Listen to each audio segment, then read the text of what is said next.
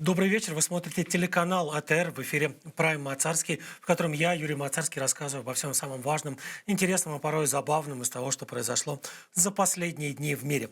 Начинаю, как и обещал, я сегодня с Южноафриканской Республики. Если вы помните, вот прошлую программу я закончил рассказом о том, как в ЮАР, в Южноафриканской Республике, умер последний президент времен апартеида. С фамилией его де Клерк. Почему я обратил внимание, да, на эту смерть? Потому что она сопровождалась, вернее, еще за несколько месяцев, может быть, даже за пару лет до своей смерти, де Клерк записал видеообращение, которое по его завещанию, согласно его завещанию, было опубликовано только после того, как его не стало. 11 ноября умер де Клерк, и тут же было опубликовано это самое его видеообращение. Оно любопытно по нескольким причинам. Он был последним так называемым государственным президентом в ЮАР. Дело в том, что ЮАР до окончания политики апартеида существовало как государство, в котором вот реально на какие-то важные государственные решения могли влиять только представители белого меньшинства. Все остальные, все коренные жители ЮАР или представители. Там в отдельную категорию были выделены представители народов Азии и дети от смешанных браков белых с представителями других народов. Вот они были выделены в отдельную категорию и тоже, по большому счету, не сильно могли влиять на политику государства, если вообще хоть как-то могли на нее влиять. По большому счету, вот времена апартеида были временами такого настоящего абсолютно российского режима. Причем я замечу, это российский режим не откуда-нибудь там, я не знаю, с 19 века или из там первых десятилетий 20 века. Вполне себе благополучно этот самый российский режим в ЮАР просуществовал аж до середины 90-х годов. То есть вот большинство из тех из нас, кто работает над этой программой, кто смотрит эту программу, уже были тогда, уже многие были достаточно взрослыми людьми или прям по-настоящему взрослыми людьми, а в это самое время на земле существовал государственный строй, который лишал людей базовых, часто действительно самых базовых прав. Ну, например, право на образование или право на работу, только исходя из цвета кожи того или иного человека. Так вот, де Клерк извинился за то, что был, собственно говоря, одним из лиц, одним из воплощений этого самого режима апартеида. Потому что он все-таки был избран как раз-таки по тем законам, которые лишали или сильно ограничивали небелое население влияния на политику. То есть, по большому счету, он был президентом небольшого, незначительного белого меньшинства, которое при этом полностью подчиняло себе все остальные меньшинства. Вот де Клерк извинился. При жизни никогда никаких извинений, ну, по крайней мере, публичных, по крайней мере, таких, в которых он бы говорил о том, что понимает боль тех людей, которые пострадали от апартеида, понимает боль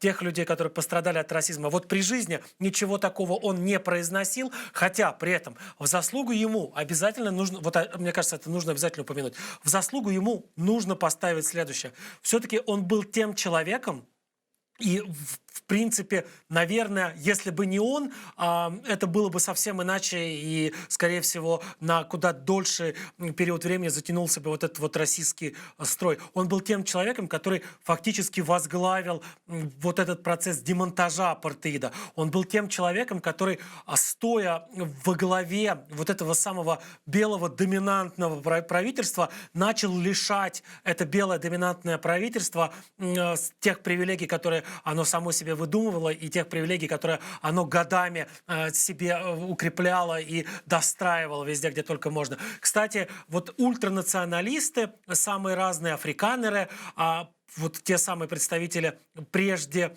привилегированной белой касты в Южной Африке, вот они потом де Клерка прокляли, они потом рассказывали о том, что он разрушил такое прекрасное государство, это из-за него тут разруха. На самом деле понятно, что разруха была и присутствует до сих пор не из-за де Клерка, а вот именно из-за этого институционального расизма, который, несмотря на то, что там уже действительно, к счастью, уже ликвидирован не первое десятилетие как, но тем не менее его наследие продолжает по-прежнему портить жизнь, его наследие по-прежнему продолжает влиять на политику, на экономику, на социальную сферу страны. Ну, по той простой причине, что ЮАР изначально, вот когда оно создавалось, это государство, еще даже до того, как оно получило название Южноафриканская республика, вот оно изначально создавалось как государство, основанное на российских принципах. Ну, кстати, вот во многом Соединенные Штаты Америки тоже проходили и проходят до сих пор через преодоление вот этих расовых стереотипов и не могут их до конца преодолеть.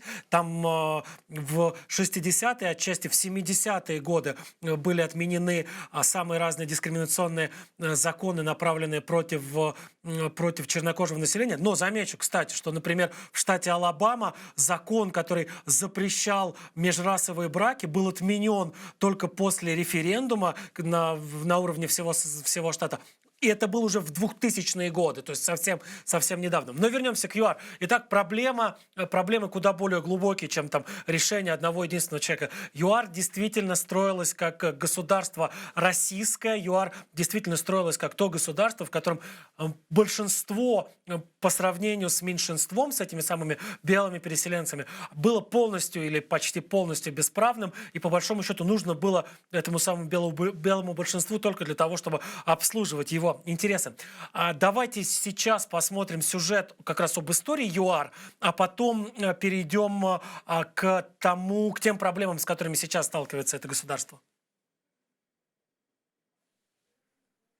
Европейцы впервые добрались до южной оконечности африканского континента еще в разгар эпохи великих географических открытий. В 1497 году на территории нынешней Южноафриканской республики даже побывал знаменитый португальский мореплаватель Васко да Гама. Визиты европейцев в те края были скоротечны и часто случайны. Первую попытку колонизации Южной Африки предприняли голландцы в середине 17 века. В 1652 году в Столовой бухте было основано первое постоянное европейское поселение – Капская колония. В последующие годы в Африку переехало немало белых поселенцев и еще больше африканских и азиатских невольников. В конце 17 века к голландским переселенцам в Капской колонии добавляются французские протестанты. У них на родине в то время идут настоящие гонения на инакомыслящих, и правительство Нидерландов дает согласие на предоставление французам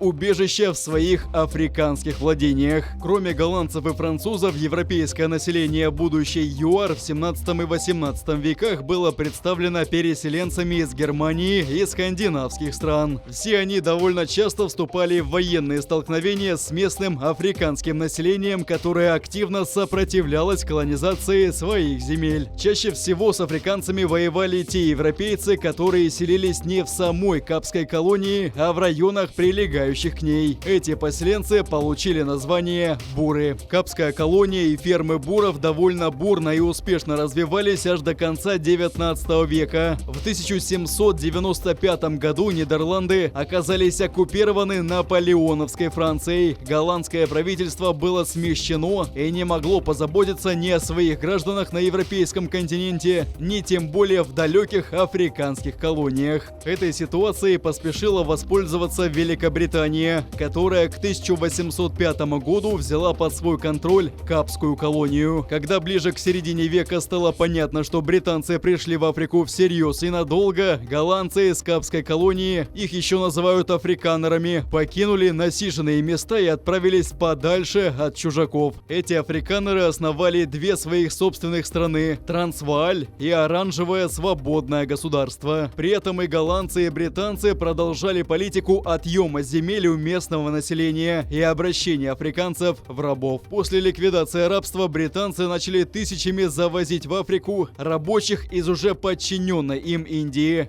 Индийцы работали в том числе и на добыче алмазов, обнаруженных в Южной Африке в 1867 году. Вскоре британцы нашли в африканских недрах и золото. Самые обширные залежи драгоценного металла оказались расположены на землях бурских государств, которые совсем не горели желанием делиться золотом с британцами. В результате в 1899 году Лондон объявил бурам войну, которая оказалась одной из самых затратных и кровавых в долгой британской и имперской истории. Эта война унесла жизни 22 тысяч британцев, 34 тысяч буров, 15 тысяч темнокожих африканцев. По ее итогу два государства буров были включены в состав африканских колониальных владений Великобритании. В англо-бурской войне принимали участие такие люди, как Уинстон Черчилль, командированный в Африку в качестве военного корреспондента, и Махатма Ганди, добровольно отправившийся служить санитаром в британские войска. В 1910 году африканские колонии объединились в Южноафриканский союз, власть в котором безраздельно принадлежала белым европейцам. Темнокожие жители союза и их объединения не допускались к выборам и не назначались на государственные должности. В 1948 году к власти в стране пришла Бурская национальная партия, обещавшая избирателям построить исключительно белое государство. Буры рьяно взялись за исполнение этого обещания, запретив темнокожим голосовать на выборах и лишив их права жить в одних районах и даже городах с белыми. Были запрещены смешанные браки и созданы специальные гетто – бандустаны, в которые переселили значительную часть африканского населения. Целенаправленная политика лишения темнокожих гражданских прав получила название апартеид, что переводится как «разделение». Апартеид стал причиной нескольких масштабных бунтов темнокожего населения, жестоко подавленных властями. Зачинщиков бунтов и организаторов антиправительственных демонстраций наказывали многолетним тюремным заключением. Политика южноафриканских властей вызывала отторжение у западного мира, из-за чего Южноафриканский союз в 1961 году порвал даже формальные связи с Британской империей и был объявлен полностью независимым государством Южноафриканской республикой. Некоторые послабления в политике апартеида начались лишь в начале 1990-х годов. Тогда из заключения были выпущены лидеры протестных объединений, в том числе и Нельсон Мандела, который провел за решеткой 27 лет. В 1994 году под давлением мирового сообщества и прежде всего США политика апартеида была отменена, и все жители ЮАР, вне зависимости от происхождения и цвета кожи, получили равные права. На прошедших в том же году первых после отмены апартеида президентских выборах победу одержал Нельсон Мандела. Сейчас порядка 80% граждан ЮАР – это темнокожие, около 9% белые, остальные люди смешанного происхождения или потомки азиатских рабочих, привезенных британцами в Африку в конце 19 и начале 20 веков. Вот, собственно, из этого сюжета понятно, да, насколько расистским, насколько вот таким абсолютно человеконенавистническим было это южноафриканское государство в большую часть из его, собственно говоря, существования. И Деклерк, вот тот человек, о котором я еще в прошлой программе начал рассказывать и сейчас продолжаю рассказывать, который умер 11 ноября, которого вот сейчас похоронили, он был тем человеком, который собственно говоря, вот это вот здание апартеида начал рушить и в конце-то концов разрушил. Кстати, сам он о себе говорил, и судя по всему, так оно и было, что в политику он приходил убежденным сторонником апартеида. Дело в том, что вот действительно людей, детей воспитывали в полном понимании, в полной уверенности того, что одни представители человеческого народа, человеческой расы лучше других только на основании их происхождения, на основании цвета их кожи и так далее. И вот он приходил в политику, даже избирался когда президентом в 80-е годы 20 века, он еще был как раз таки самым настоящим, уверенным в праведности, в правильности апартеида расистом. Но со временем собственно, в идеях апартеида, в идеях расизма разочаровался и рассказывал о том, что с большим удовольствием, собственно говоря, покончил с этим апартеидом, с большим удовольствием разломал ту систему, которая отдавала привилегии только представителям белокожего меньшинства в Южноафриканской республике. Но, как я уже говорил, проблемы продолжаются. Действительно, есть очень серьезное расслоение в обществе. Есть проблемы коррупции, есть проблемы вот такого настоящего кумовства, когда кто-то, пролезший во власть, вокруг себя собирает не людей не по принципу их знаний, их умений, их способностей, а по принципу их лояльности или по принципу какого-то кровного или племенного родства. Это никуда не делось, на фоне коронавируса еще и очень сильно обострилась эта история. И вот, например, финансовые агентства, которые работают в ЮАР,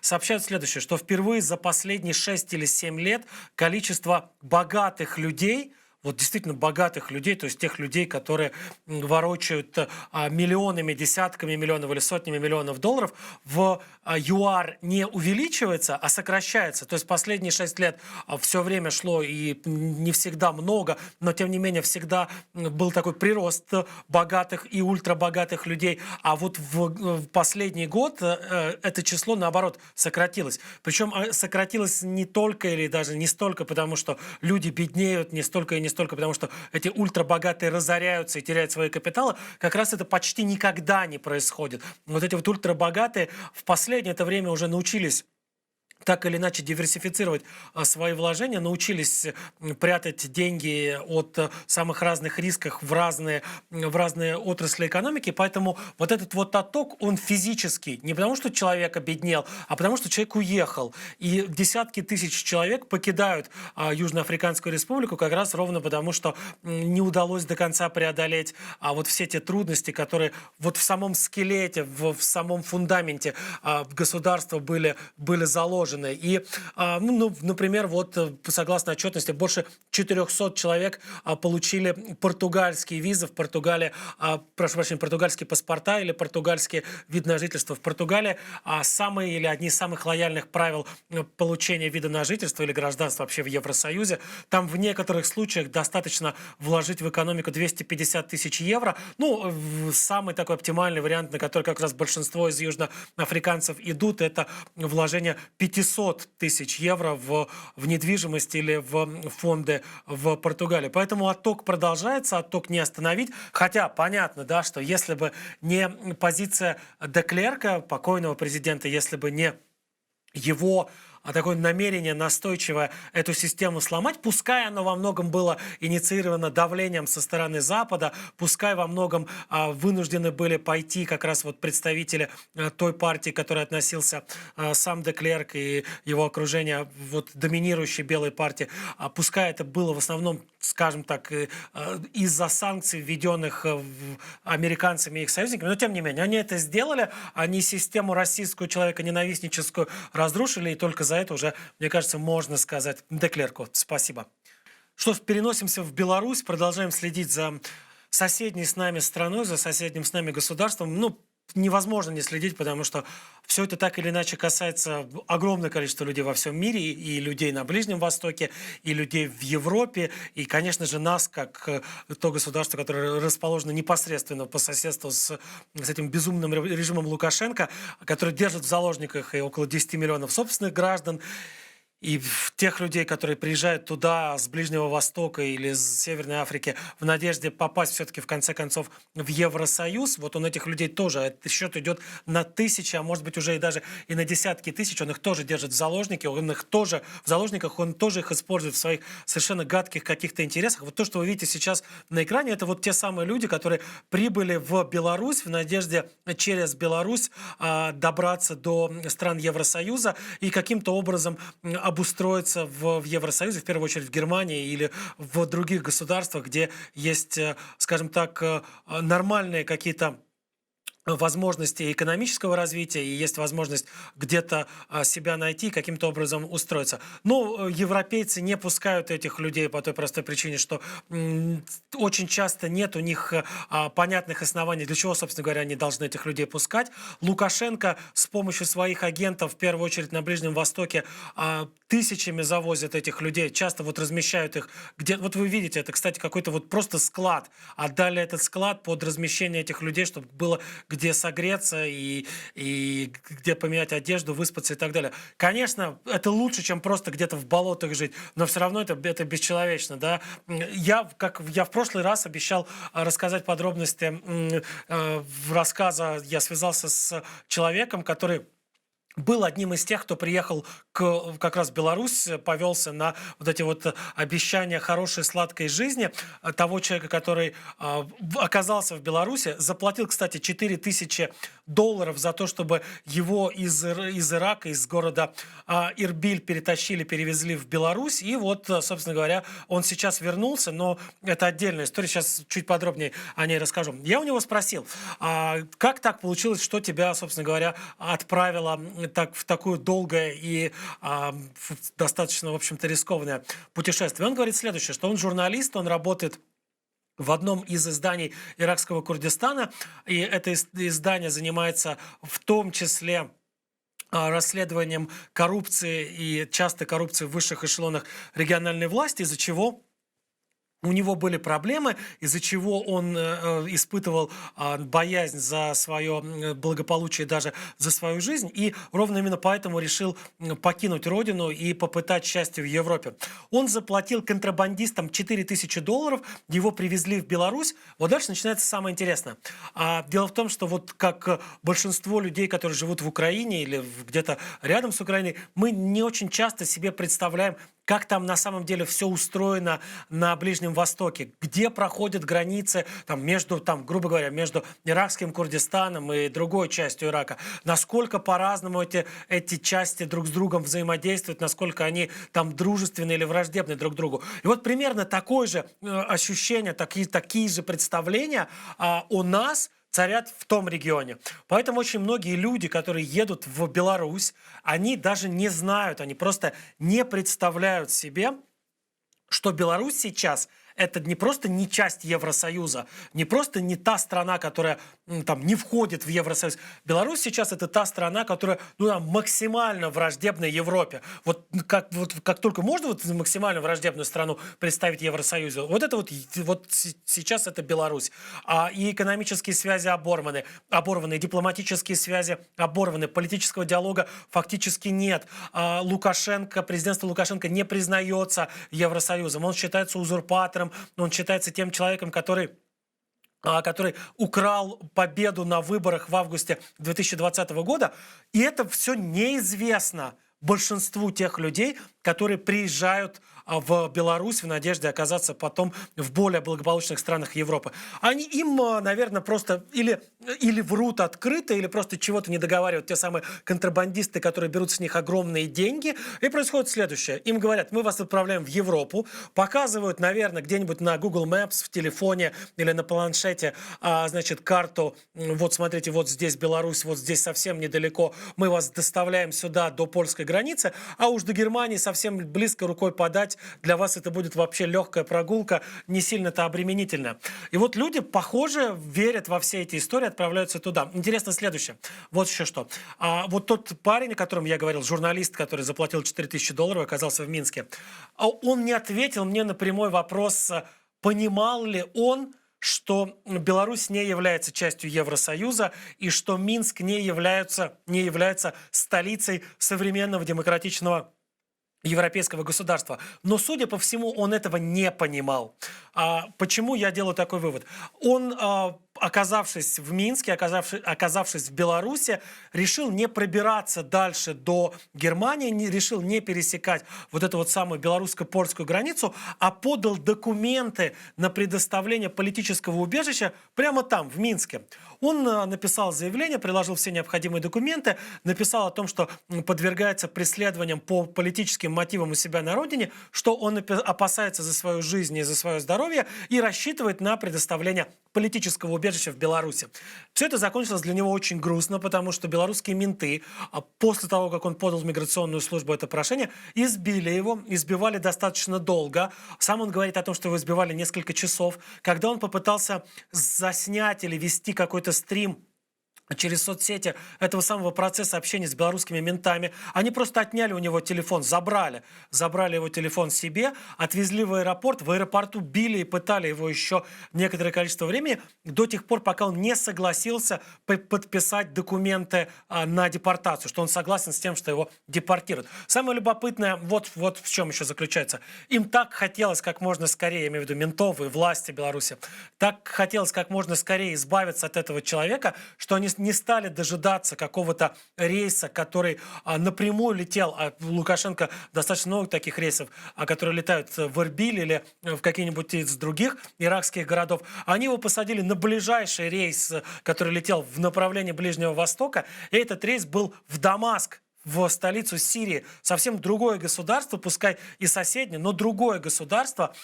И этот парень прилетел в Дамаск с бумагами о депортации, с паспортом иракским, в котором была виза белорусская, и тамошние уже пограничники, тамошняя полиция в Сирии тоже не поняли, с кем имеют дело, и на всякий случай его задержали. Он 4 суток просидел еще и где-то в тюрьме или в КПЗ в Сирии, в Дамаске. И только потом умудрился после всех этих приключений добраться до дома. И вот сейчас, находясь уже дома в иракском Курдистане, он занимается тем, что пытается объяснить людям, тем людям, которые хотят добраться до Беларуси, которые рассчитывают на то, что, попав в Беларусь, они смогут в конце концов оказаться в Евросоюзе и смогут перебраться через эту границу польскую и найти себе новую жизнь, обрести себя где-то на новом месте. Он рассказывает этим людям: ребята, все совсем не так. Беларусь это максимально враждебное Европе образование. Граница между Беларусью и странами Евросоюза — это по большому счету такая зона боевых действий, в которой огромное количество военных, в которых спецтехника, в которой все перекрыто, все только можно закрыто и заперто. Причем он пытается это донести как до своих земляков в иракском Курдистане, так и до курдов в Сирии, которые тоже среди тех, среди тех людей, которые сейчас пытаются из Беларуси прорваться в Евросоюз, хватает и тех людей, которые попали туда из Сирии. Они тоже, собственно говоря, пробрались сначала на территорию Ирака, тоже заплатили деньги тем самым иракским контрабандистам и с их помощью намеревались попасть в Евросоюз. Тут еще, наверное, нужно подчеркнуть, что ситуация в иракском Курдистане очень тяжелая экономическая, именно поэтому оттуда люди бегут тысячами. И после войны с ИГИЛ там было больше 4 миллионов беженцев. Эти люди годами жили в лагерях этих самых беженцев. Эти лагеря один за другим закрываются, потому что денег в ковидные времена нет. А вот в сирийском Курдистане тоже, в общем, достаточно большие проблемы. Вот в тех регионах Сирии, где в основном курдское население, тоже все очень и очень плачевно. Там совсем недавно был наш коллега, журналист Суспильного Тарас Ибрагимов, и я специально для нашей программы, для Prime Мацарский, записал его рассказ о том, что из себя представляет сейчас в север Сирии, как там живут люди и что заставляет их бросать все и пытаться выбраться из Беларуси, найти себя где-то, пытаться выбраться из Сирии, найти себя где-то в Беларуси и дальше. Давайте посмотрим этот разговор с Тарасом.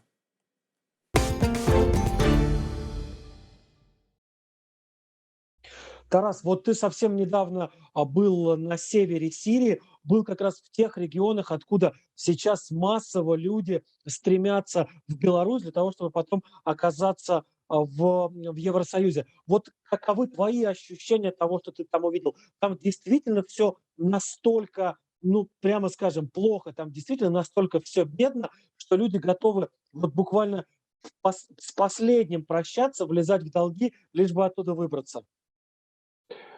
Там, скажем так, я, конечно же, как журналист тоже наблюдаю историю с мигрантами на границе Беларуси и Польши. И я также задаюсь этим вопросом.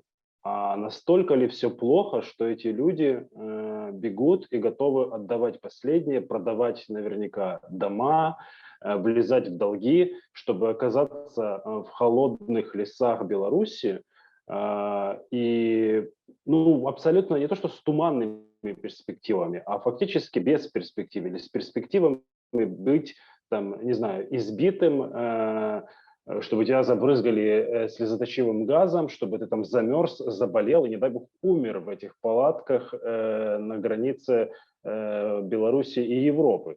И отчасти, наверное, я понимаю, что люди, которые уезжают туда, они ухватились за этот шанс, потому что В первую очередь, сирийский Курдистан и север Сирии – это абсолютно закрытая территория, это такое кольцо, окруженное врагами, окруженное границами, и выбраться оттуда не то чтобы в поисках лучшей жизни в Европу, а в принципе куда-то на какие-то сопредельные территории очень сложно. И вот находясь вот в этом вакууме экономической, социальной, политической жизни, далеко не самой лучшей. Ну, как бы перспективы экономические, там их фактически нет. Перспективы какой-то социально-политической жизни, их тоже нету, потому что Сирия, страна, которая только-только там на русском оговтуется, ну, как-то вот пытается прийти в себя после войны с исламским государством, курды, которые вот пытаются как-то прийти в себя после войны с исламским государством, то речь не идет о каких-то там перспективах там, на год, на два или там горизонт планирования там, на 5 лет. Речь идет о том, чтобы выжить здесь и сейчас, чтобы найти какую-то работу, чтобы как-то прокормить семью, и как-то вот, не знаю, молиться Богу или просто надеяться, что не начнется какая-то иначе себя еще проявит, то ли с Турцией, которая находится на севере от сирийского Курдистана. И, конечно, мне кажется, что вот это постоянное ощущение бесперспективности, вот люди не верят там в никакие там перспективы 5-10 лет какого-то развития, они находятся там в ощущение того, что они замерли во времени и замерли в экономических каких-то условиях, политических, социальных. И, конечно, вот часть из этих людей, наверное, какие-то самые, ну вот, если говорить о прослойке самых бедных людей в тех регионах, хотя сам по себе регион очень бедный. Я не видел там каких-то роскошных домов, каких-то ну, благ цивилизации, то, к чему привыкли мы здесь, ну, выйти, попить кофе, элементарно. Ну, вот мы говорим сейчас о каких-то абсолютно элементарных базовых вещах, которые вот для нас уже привычны, и это норма. Там такого нету. Там люди либо сидят дома, либо работают, либо передвигаются из дома на работу, и в этом передвижении, да, там это блокпосты, военные и полностью какие-то разрушенные или ветхие ландшафты. Конечно, мне кажется, что от этого люди, ну, то есть какую-то определенную мотивацию я понимаю. С другой стороны, почему я так много об этом говорю? С другой стороны, я не видел там войны, я видел там последствия войны. Я видел там людей, которые от этого устали, но и людей, которые боятся, что так или иначе война снова придет на эти территории. Как мне сказал один из моих курдов, хороших знакомых, и который мне очень помогал в организации там, разных поездок, что ты не найдешь здесь семью курдскую на территории Рожавы, которая так или иначе не соприкасалась с войной. То ли брат, то ли вот мой там какой-то племянник, сын, мать, отец, они так или иначе принимали участие в боевых действиях. Вот. И ну вот от этой какой-то нестабильности, хотя ну вот какой-то такой шаткости ситуации люди могут бежать. Но с другой стороны, я же повторюсь, я не видел там непосредственно войны, непосредственно какого-то вот экономического коллапса, который вот вынуждал людей в 2015-2017 году, когда действительно беженцы спасали свою жизнь. Речь идет о том, речь не идет о том, что люди бегут от войны и спасают свою жизнь, и им реально угрожает опасность здесь и сейчас. Люди бегут от скажи, мне кажется, что вот сейчас вот в разговоре мне вот мысль возникла, что это беженцы, которые бегут от последствий войны, а не от войны. Вот так бы я этих людей описал. Что это те, что это, ну, скажем, такая вот, наверное, третья или четвертая или пятая война, пятая волна беженцев, людей, которые пострадали от исламского государства или как-то с ним соприкасались там в войне, ну, вот, непосредственно на этих территориях. Вот, наверное, так можно описать мотивацию этих людей и то, от чего они убегают. Я хочу просто понять, что там сейчас происходит экономически, не углубляясь в какие-то серьезные термины, не Да. углубляясь в какую-то теоретическую часть. Хочу понять, что вот что ты видишь своими глазами. Вот простой пример. Я в 2012 году на севере Сирии прибыл в один город, он небольшой, вернее, городок, и меня там местные ребята водили, показывали, что и как у них происходит. И я обратил внимание на то, что никто не рассказывал о том, кто где работает, никто не рассказывал о том, чем они занимаются в профессиональном плане. И я через какое-то время мне стало неудобно, я говорю: ребят, а вы чем живете? Вы каким образом себе деньги зарабатываете? И мне один из них отвечает: ты знаешь, у нас сейчас вообще никакой работы нет. Мы вот живем тем, что к нам привозят сюда самые разные международные организации, гуманитарную помощь. Мы время от времени кто-то перебивается какими-то не очень честными заработками, вроде как помочь что-то доставить через турецкую границу или наоборот, что-то перетащить оттуда, с территории Турции. Но вот работы постоянной, и понимание того, что вот у меня в руках какая-то профессия, ни у кого из этих ребят не было. Вот что-то такое можно сейчас рассказать о тех краях, где ты был? Вот о тех краях, где преимущественно курдское население, о тех краях, откуда вот тысячи людей сейчас бегут в Беларусь в надежде оказаться в Евросоюзе. Одно дело иракский Курдистан, и когда я слышу о том, что поэтому у меня возникает этот вопрос и сомнения, когда я слышу и читаю заметки, репортажи о том, что беженцы из окрестностей Дахука, и в принципе, ну, там есть ну, все какие-то атрибуты более-менее вот, обычной жизни того региона. Там вот я попал на период, когда проходили выборы в парламент и избирали местных там представителей иракского Курдистана. И там постоянно кишит какая-то мелкая торговля. Люди постоянно чем-то заняты. Я не говорю о том, что они зарабатывают там огромные деньги. Наверняка их прибыль маленькая.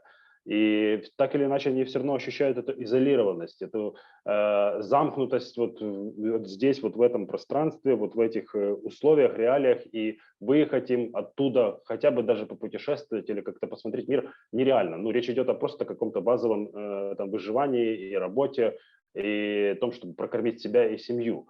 Другое дело сирийский Курдистан. Там ситуация намного сложнее. И если мы говорим о беженцах из сирийского Курдистана, то здесь мотивацию их можно еще более-менее объяснить, потому что это очень бедный регион. Абсолютно какой-то пустынный ландшафт. И когда я разговаривал с местными жителями, я говорю: а чем здесь зарабатывают местные жители? Мне отвечают: ну, либо сельским хозяйством, либо какой-то мелкой торговлей. И у меня возникает вопрос, какое это мелкое хозяйство? Это, там, выращивать овец и там продавать их, потому что там ничего не растет. Это пустыня или полупустыня. И, как там люди выстраивают свою какую-то жизнь обычную, вот чем они физически, как вот проходят месяцы, и где они, откуда они получают эти деньги. Мне ответить на этот вопрос действительно сложно, потому что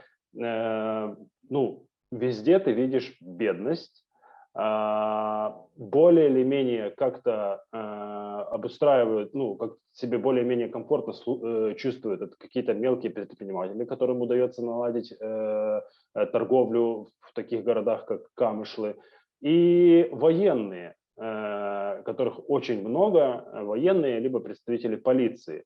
Ну и то это вот такая рутина, которая я вот могу себе объяснить, что человек, ему хочется какой-то лучшей жизни, вот он, даже если он какой-то военный. Я очень много общался с местной полицией, с представителями местной полиции. К сожалению, они плохо знают английский, но тем не менее вот они объясняют, что их день – это вот 2 дня ты патрулируешь город, абсолютно скучная какая-то работа, одно и то же каждый день, и потом несколько дней ты там дома, где-то в окрестностях Камышлы, отдыхаешь, там помогаешь родственникам матери, и опять возвращаешься на патрулирование этих улиц, абсолютно убитого не войной, а нищетой города, и у тебя нету паспорта, у тебя нету каких-то перспектив его получить, тебя наверняка как-то накручивает твое руководство, что так или иначе там какая-то опасность, исламское государство, здесь Турция, здесь Башар Асад. Ну и вот в таких условиях там люди живут. Если описать как-то, ну вот так сжато и одним предложением, и ну, какой-то концентрат тебе, чтобы в цитату дать, все, что каждый день я пробыл в сирийском Курдистане больше недели. И все, что я видел там каждый день, это бедность, вот крайняя бедность. Я не увидел там каких-то богатых кварталов, красивых домов, или, в принципе, человека, который, ну, людей, которые вот могли как-то похвастаться тем, что им здесь более или менее комфортно живется. Вот даже если речь не идет не о курдах, а, допустим, там, о каких-то других национальностях или этнических группах, я там в Камышле есть армянский квартал, и вот один из представителей армянин, мужик, говорит мне, нас здесь в Камышле было 4000, сейчас нас порядка 1000. Я говорю, а почему так? Он говорит, потому что жизнь здесь это bullshit. И говорит, и эта 1000 тоже отсюда уедет, так или иначе, в ближайшее время. Я говорю, а вы уедете отсюда? Он говорит, ну, если получится, ну, вот если выпадет такая возможность, я отсюда уеду. Вот, потому что, ну, территория в кольце врагов, город не в кольце, но просто посечен какими-то блокпостами, кварталами, и вот он изо дня в день выходит там поиграть, я не знаю, в карты, в нарды к одному и тому же магазину, помолиться там у себя в церкви и вернуться домой. И чем он зарабатывает себе на жизнь, очень большой вопрос. И ну, вот от того, что они вот находятся на такой вот, скажем так, грани какого-то терпения внутреннего, от того, что жизнь там очень плохая, я думаю, что это их отчасти вот можно объяснить их мотивацию. Но я повторюсь, что это не, как по мне, вот, ну, мой анализ ситуации, я делаю вывод, что это не люди, которые бегут там от войны или от какой-то опасности, это люди, которые бегут от безысходности. Скажи мне, пожалуйста, но ведь мой опыт показывает, и вообще всем известно, что не просто так выбраться из Сирии, а тем более вот из той части, которая называется Сирийский Курдистан, по той простой причине, что там нет аэропортов, оттуда нельзя напрямую улететь вообще никуда. Там, ну, там есть, конечно, авиабазы, которые захвачены какими-то российскими оккупантами, но они никого никуда просто так не повезут. Соответственно, это для того, Да, чтобы отправиться в ту же самую Беларусь, это уже целое приключение, это уже нужно предпринять какую-то такую абсолютно какую-то верно. значимые шаги.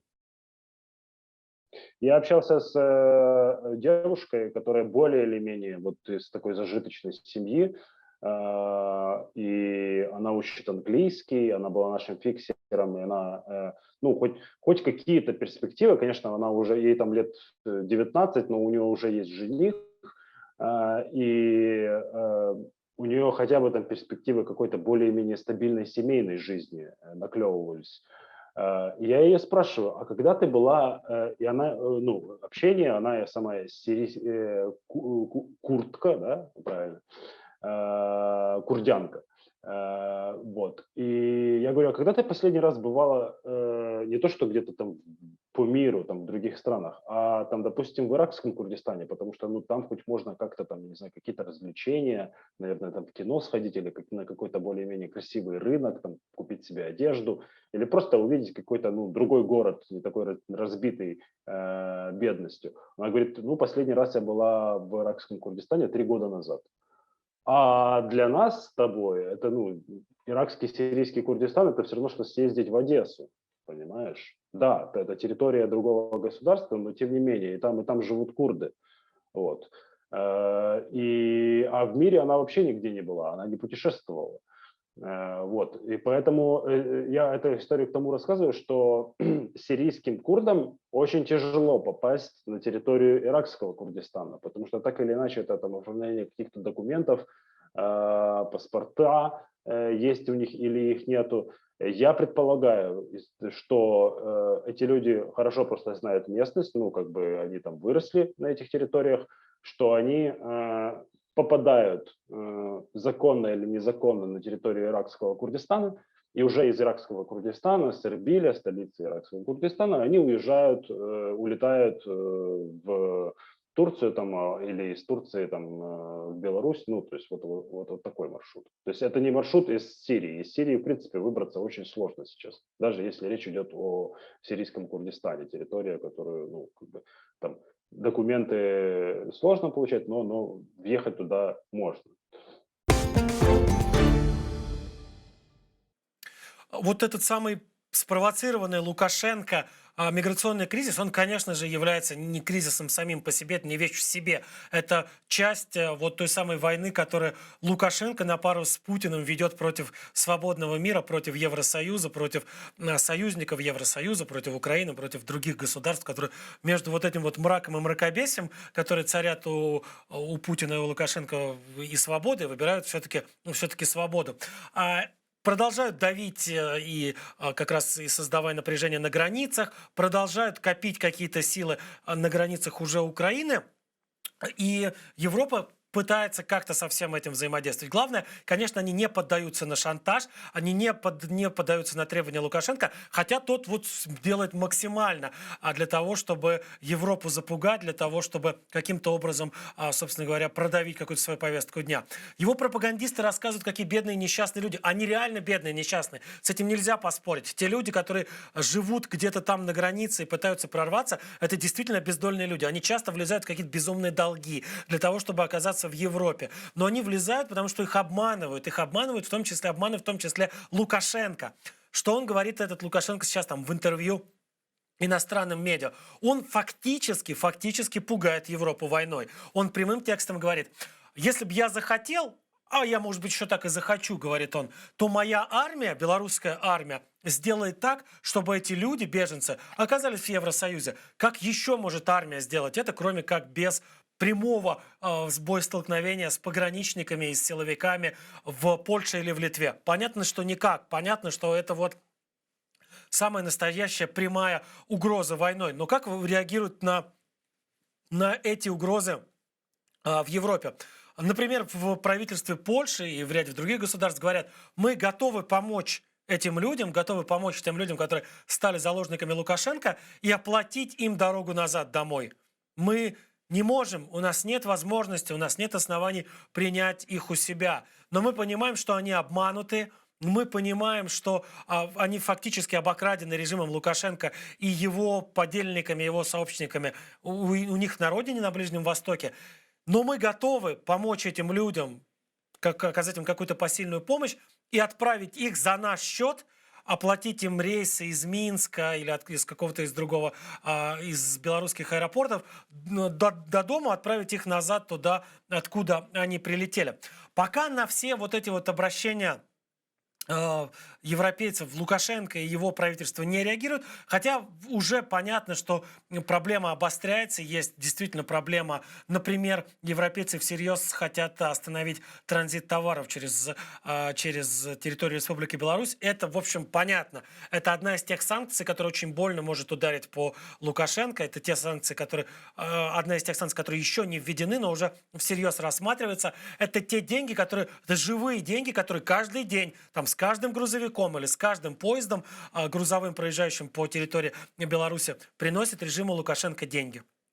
И по большому счету, если их лишить, если Лукашенко в режиме лишить этих денег, им будет немножко сложнее. Понятно, что там Путин компенсирует, понятно, что там даже если совсем уж народ, не дай бог, конечно, такого, чтобы до этого дошло, будет кору с деревьев есть, Лукашенко все равно не отцепится от своего трона, он будет держаться за него максимально долго и совершать при этом какие-то странные маневры, демонстрируя, например, свою демократичность и свою готовность откликаться на какие-то, значит, требования народа, собственного народа. Вот он же после того, как узурпировал власть, после того, как украл выборы 2020 года, он же говорил: а что же вы раньше не говорили, что вам какие-то изменения нужны? Вы же хотели изменения, оказывается, давайте изменим Конституцию. И вот сейчас собрал какую-то, значит, рабочую группу, которая то перед объективами камер, то наоборот где-то максимально тихо и незаметно работала над проектом обновленной Конституции.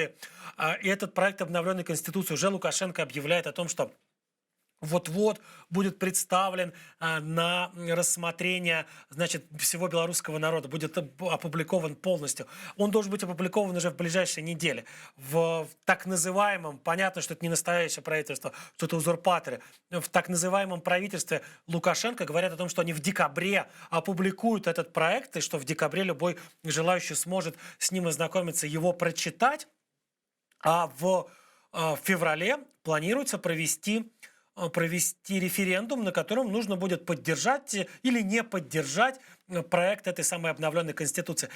Понятно, что там не будет ничего, что хоть в чем-то, хоть как-то ограничивает полномочия этого самого Александра Лукашенко. А даже если что-то и будет, как, например, это было в предыдущих версиях Конституции, которые Лукашенко под себя уже правил, например, в 96-м году, то ему будет наплевать на эти ограничения. Это просто ритуальные пляски вокруг основного документа. Это такой карго-культ. Лукашенко совершенно не собирается и не собирался никогда исполнять что старую Конституцию, что обновленную Конституцию. Но вот оппозиция, и в первую очередь Светлана Тихановская, тот человек, который был главным конкурентом Лукашенко на выборах в августе 2020 года. И, судя по всему, тот человек, который победил на выборах, но победа которого была украдена. Так вот, Светлана Тихановская и ее соратники по борьбе, по вот этой вот самой оппозиционной борьбе с режимом Лукашенко, все они сейчас находятся за пределами Беларуси. Те, кто остался там, они сидят в тюрьмах в максимально бесчеловечных условиях. Вот эта вот оппозиция в изгнании уже готовится к этому самому проведению референдума, так называемого.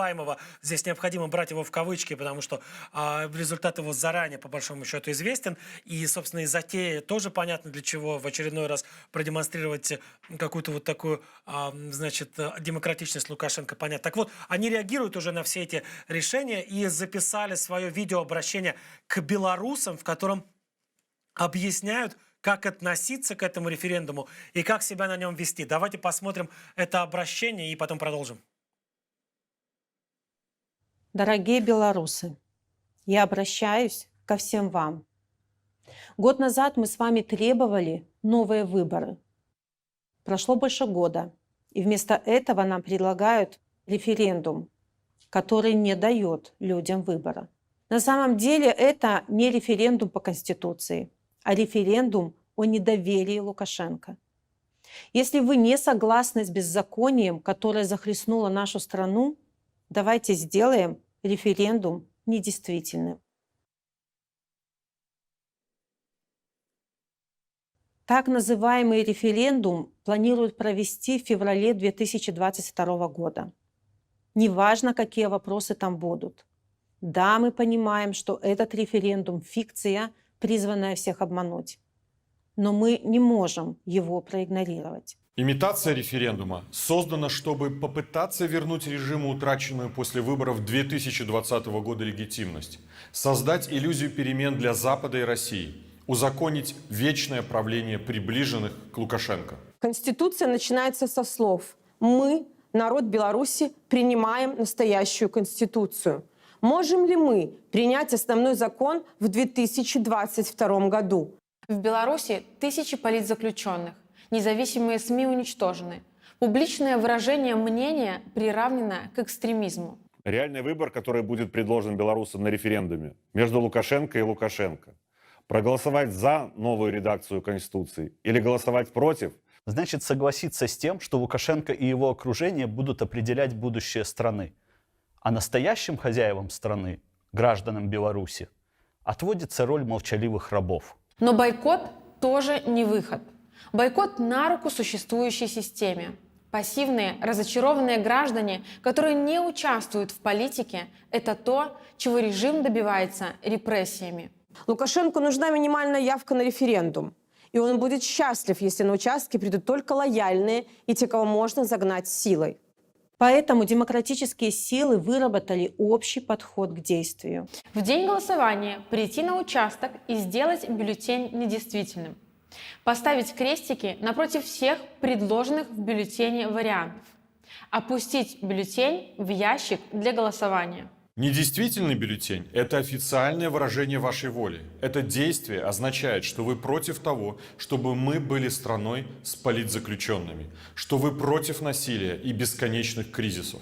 Что вы за будущее, где ваш голос важен и ваша жизнь ценна. И достичь этого можно только вместе. Мы не позволим снова навязать белорусам молчание. Ведь именно благодаря тому, что мы не стали молчать в 2020-м, режим снова вынужден нас спрашивать. И даже если нас не хотят слушать, мы будем говорить громко. Мы будем действовать. Вот очень бы хотелось, чтобы это просто не осталось просто словами, по той простой причине, как я уже говорил, в любом случае заранее известен результат любого голосования, которое организовано для Лукашенко и от имени Лукашенко. Заранее понятно, что он в конце концов будет та цифра, которую скажет сам Лукашенко, чтобы вот она была внесена в итоговые документы. Я очень надеюсь, что у белорусской оппозиции все-таки есть какая-то стратегия спасения страны, вытягивания ее из этих синих лап Лукашенко, который, ну вот фактически действует и ведет себя как оккупационная власть в собственной стране. Что ж, на этом сегодняшний прайм Моцарский подходит к концу. Я прощаюсь с вами, увидимся через несколько дней. Всего хорошего.